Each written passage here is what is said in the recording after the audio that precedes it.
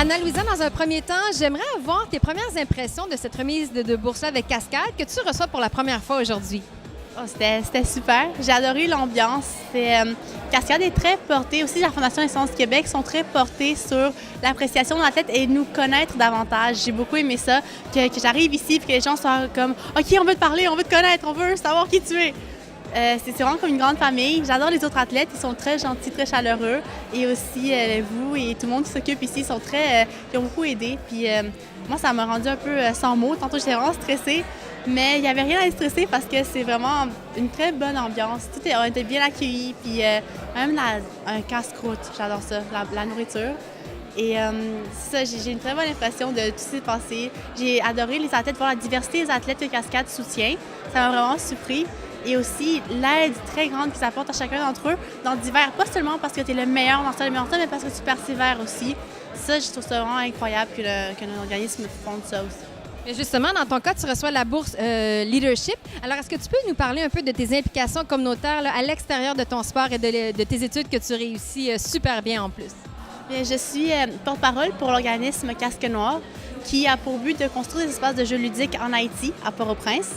Et en tant que porte-parole, j'ai participé à plusieurs entrevues à RDI notamment et j'ai participé au vernissage à l'ATU récemment. Et j'ai dû parler, faire des questions. Et aussi pour cet organisme, j'organise un spectacle bénéfice parce que je fais partie d'un programme de leadership féminin qui s'appelle Ton avenir en main.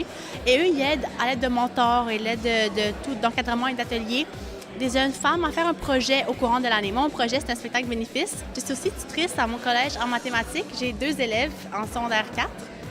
Je suis présidente de classe et je fais partie du conseil étudiant. Et je fais aussi partie du conseil de l'UNESCO à l'école. Puis ça m'a permis... Là, t'arrêtes pas, là! C'est fou! Je récupéré dans mon sommeil là, parce que je commence à faire une semaine de relâche incroyablement bien reposante. Alors, Anna-Louisa, dis-moi, avec toutes ces implications, comment tu fais pour bien concilier de garder la bonne place de tes études dans tout ce cheminement-là? Bien, c'est pas dur, mais ça relève beaucoup d'organisation. J'ai un agenda rempli, j'ai un code de couleur bien établi. Je suis pas la personne qui va tout le temps être organisée à la lettre, mais j'ai tout le temps un carnet avec moi. Et dès que je me rappelle quelque chose à faire, je l'écris et je m'établis des dates et j'y vais par priorité. C'est sûr que j'ai établi une priorité en étant le volleyball, mon sport et mes études en premier et ensuite mes implications.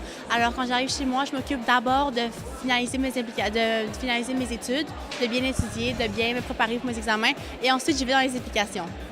Dis-moi en terminant, comment tu vas utiliser ce 4 000 $-là que tu as reçu aujourd'hui?